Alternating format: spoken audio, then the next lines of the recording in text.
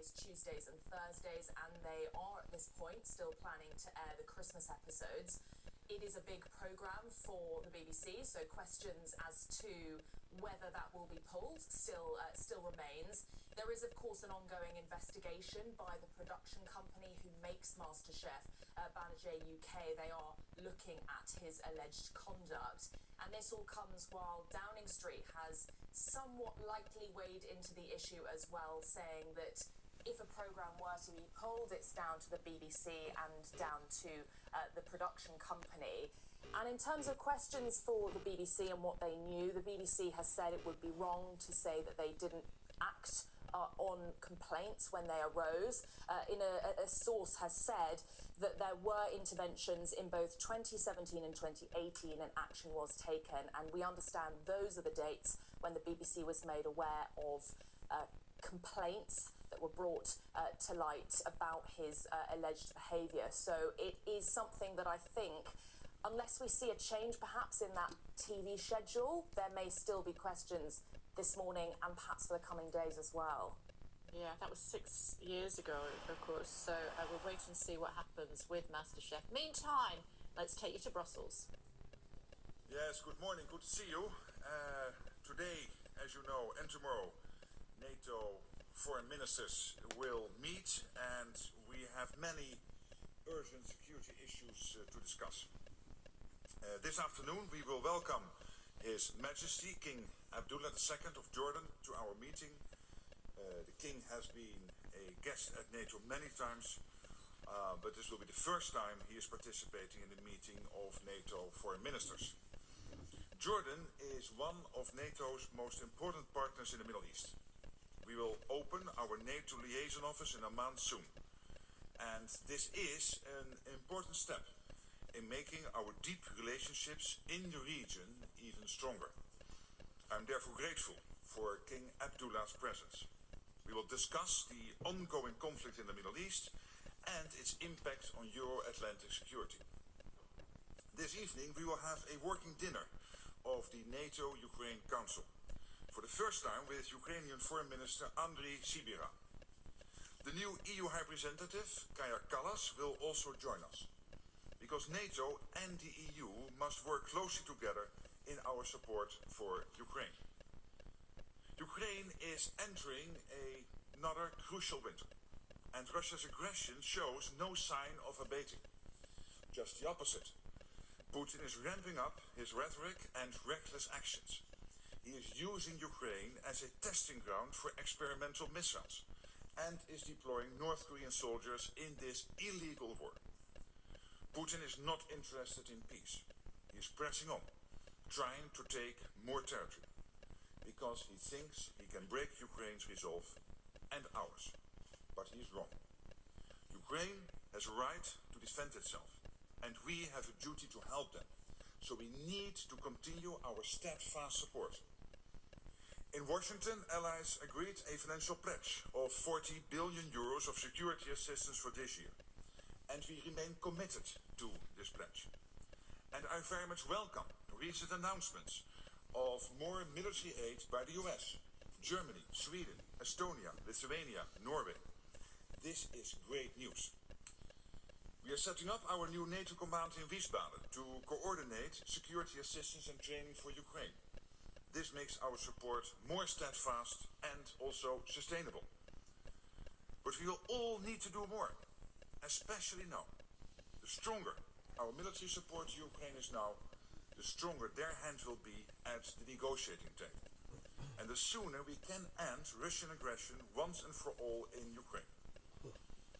Tomorrow, ministers will address Russia's hostile actions in NATO countries. Over the past years, Russia and also China have tried to destabilize our nations with acts of sabotage, cyber attacks and energy blackmail to intimidate us. None of these actions will deter us from supporting Ukraine or making our own defenses stronger. NATO allies will continue to stand together to face these threats through a range of measures, including greater intelligence sharing and better protection of our critical infrastructure. And with that, I'm ready to take your questions. Thank you. We'll start with Reuters over there. Sabine? Thank you. Secretary, Morning. Ukraine has been asking for a quick invitation to NATO. Will you issue such an invitation to NATO during this meeting, or will you at least strengthen the membership language on Ukraine's path to membership? Well, as you know, allies agree that the future of Ukraine is in NATO, and during the Washington summit, we agreed on the irreversible path towards NATO, and before and after the Washington summit, allies have been working on building the bridge, and the bridge consists, for example, out of the individual bilateral security agreements between allies and Ukraine, but also the implementation of all the decisions being agreed in Washington. So this is happening step by step. But I would think that we have to concentrate, and we will concentrate over these next 2 days very much on what is necessary now. And what is necessary now is to make sure that military aid will go to Ukraine, because that is now crucial for them to, if they decide to do so, enter into talks with the Russians one day. They will do this from a position of strength. Okay. I'll go to Ukraine News Agency. Dimitro, third row. Thank you for the floor. Dmitro Shkuko, National News Agency of Morning. Ukraine. Right now we have some kind of narratives coming from the upcoming American administration on a peace plan for Ukraine, which is also about some kind of boots on the ground in Ukraine, involving some kind of European forces. Do you expect that ministers will consider that issue, and what kind of conditions are necessary to be kept for the presence of these troops in Ukraine? What kind of roles? Thanks. The meeting in the next 2 days will very much concentrate on how to make sure that Ukraine, whenever it decides to enter into peace talks, will do so from a position of strength. And to get there, it is crucial that more military aid will be pumped into Ukraine. And therefore, I'm so happy that all the countries I just listed have announced military aid going into Ukraine, including many European allies, and of course also the United States. And I commend them for that. So that is the most crucial thing we have to do now. And from there, whenever the Ukrainian government would decide to enter into talks, it's up to them to decide that. We want for them to do that from a position of strength. From there, it will be a step-by-step approach. So I'm not going to comment on every piece of news coming out of every ally, because I think we really should concentrate. And that is what we will do today and tomorrow, on making sure that Ukraine can start those talks from the best possible position. Okay, Fats at the end there. Thank you. Thomas.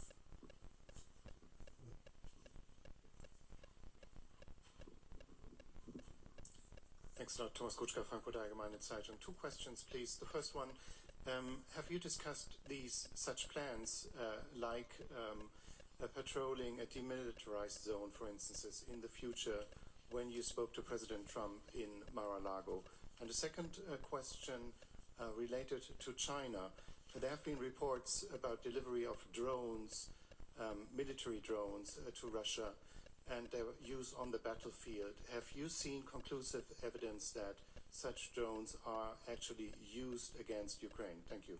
On the second question, as you know, China is active in sanction circumvention, is active through dual-use goods they deliver into Russia, and therefore China, but also Iran and North Korea, they are all involved in Russia's full onslaught on Ukraine. And we are very not only worried about that, we condemn it. And then I come back to your first question, my discussions with the incoming president, with President Trump. Clearly, I cannot tell you what he said, but we very much focused the discussion on 3 issues. One, he was the one ramping up defense spending when he was president, and I again thanked him for that, because that was crucial. But we need to do more. It will not be enough to stick at the 2%, because longer term that means that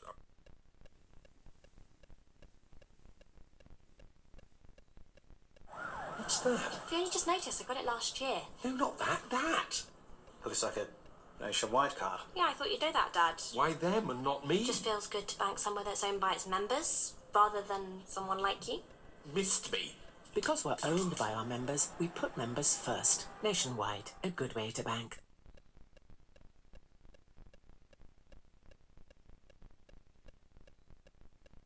Russia and China you already mentioned, but also Iran and of course North Korea, they're all working together. And Russia's paying for this. For example, missile technology, which is then being used by the North Koreans to threaten not only us or the Republic of Korea, so South Korea and Japan, but also the US mainland. So this all is getting connected. So whenever we get to a deal on Ukraine, it has to be a good deal. Because what he...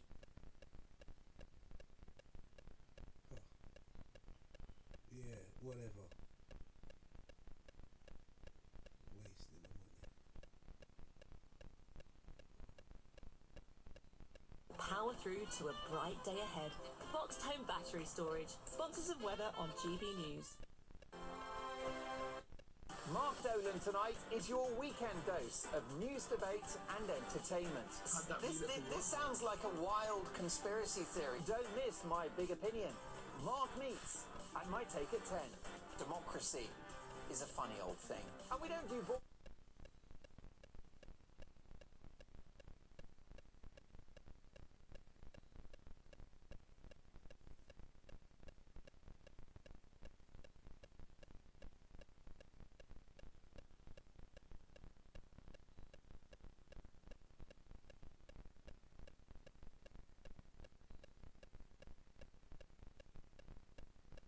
It's controversial. Animals is before I was born. It's everything you need to kickstart your evening.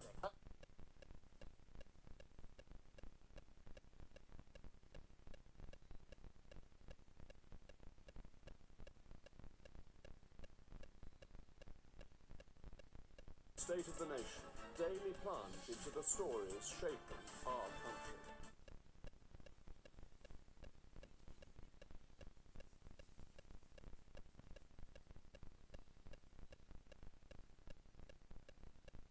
Down your street. Tune in to State of the Nation. On Thursday, 8 to 9 o'clock. Only on GB News.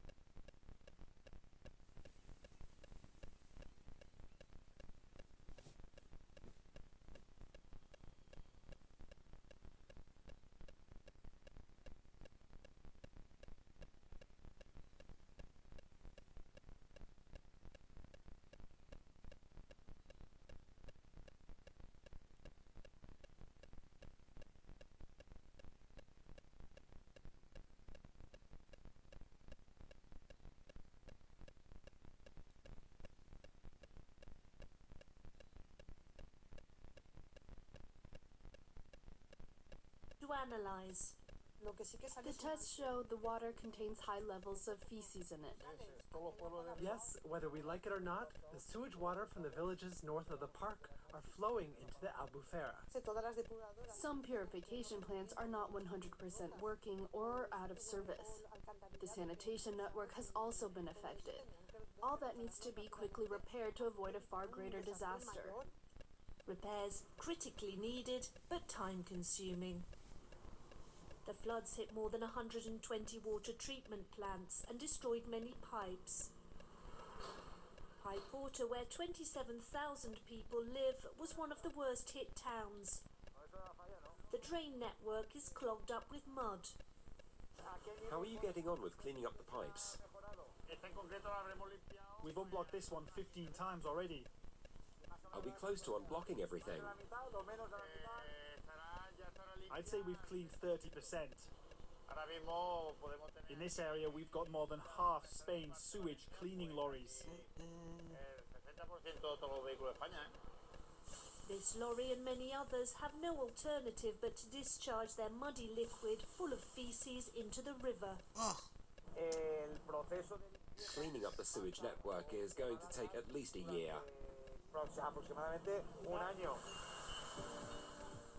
The regional government insists it's deployed the resources urgently needed to clean up the nature reserve.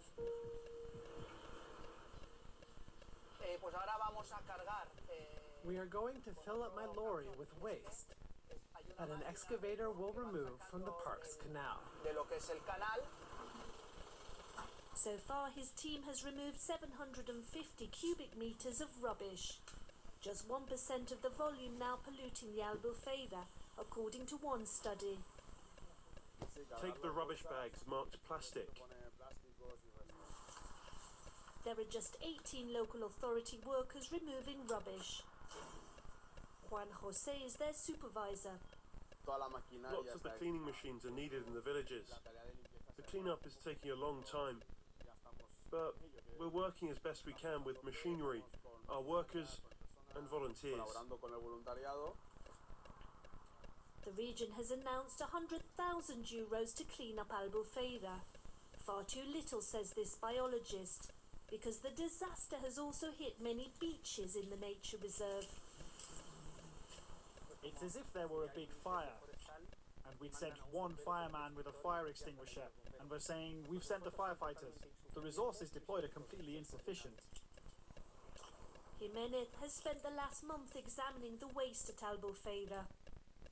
The problematic waste are these microplastics. They are very difficult to clean up, and they can affect the fish and the sea. To back up the regional government and help clean up the nature reserve, Valencia City Hall has just offered €8 million from its budget.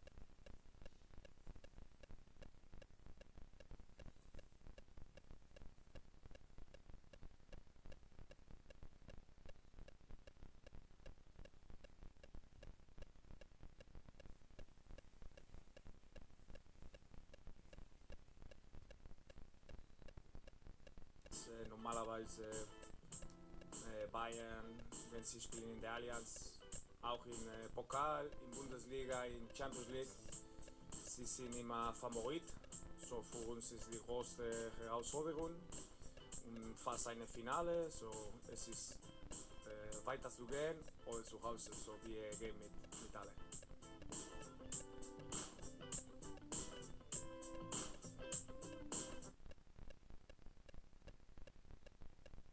Dass man nie 1:1 ersetzen kann, nicht die Tore, nicht die Spieler. Deswegen ist er auch ein Topspieler, aber wir haben schon Talent, wir haben schon Tore in die Mannschaft und wir müssen das einfach anders lösen und es wird nicht an Talent fehlen.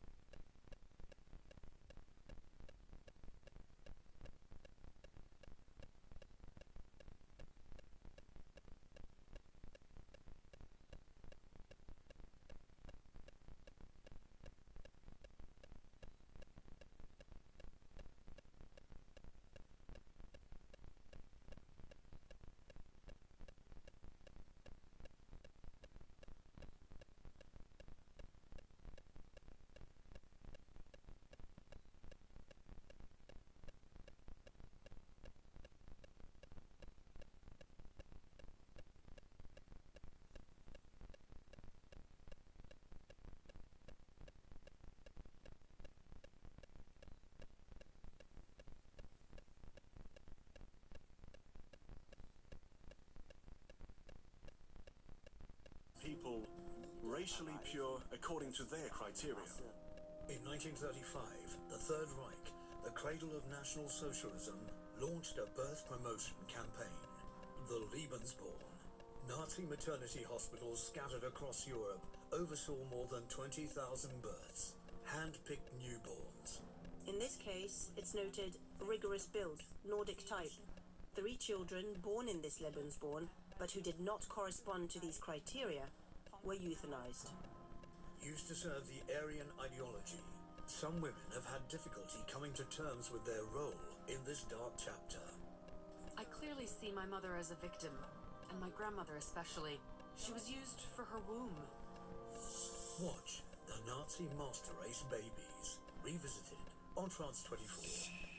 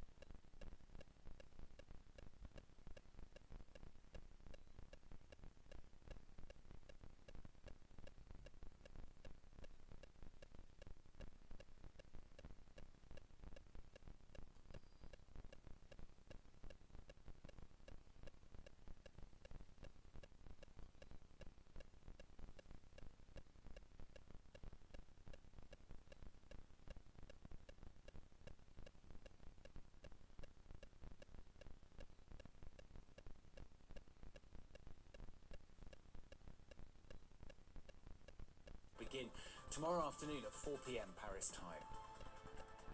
NATO's chief has said in the last hour that allies need to step up their military aid for Ukraine to strengthen Kyiv's position should it enter negotiations with Moscow over an end to the war. And as NATO leaders begin meeting for what is set to be its last summit before the Trump administration takes over in the US.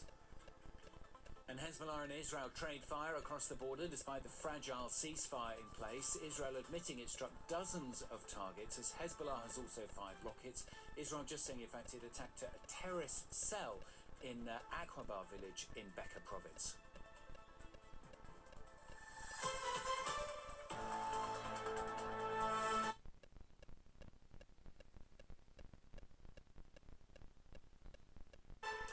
So if you know your French politics, well, today is the day after the storm and perhaps the day before the hurricane. Yesterday, the French Prime Minister invoked a rarely used constitutional mechanism to push through France's budget, triggering both the left and far right to launch no-confidence votes in his government. Tomorrow, then, is the day that the French government could therefore fall if the two polar opposites in the parliament vote together, sending shockwaves not just across France but across the rest of Europe as well. Oliver Farry reports.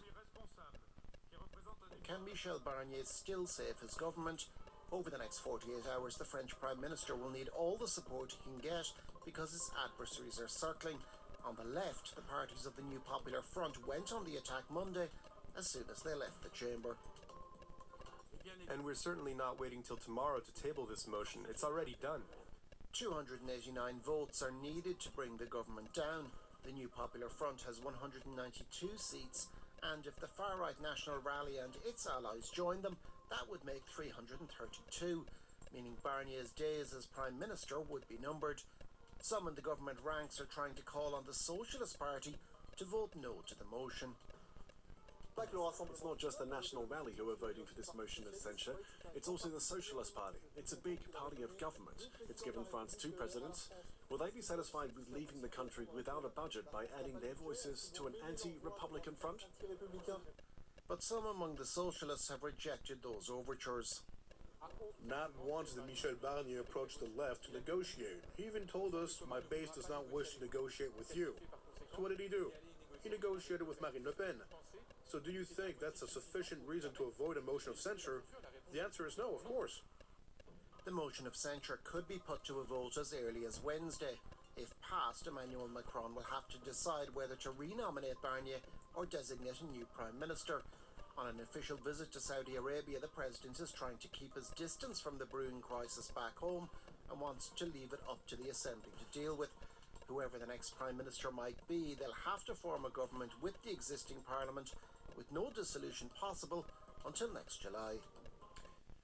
NATO's chief has said in the last hour that allies need to step up their military aid for Ukraine to strengthen Kyiv's position should it enter negotiations with Moscow over an end to the war. And as NATO leaders have begun their meeting for what is set to be the last summit before the Trump administration takes over in the US, the US Secretary of State Antony Blinken there as the US announced $725 million of missiles, ammunition, anti-personnel mines and other weapons for Ukraine as they aim to bolster Kyiv before leaving office.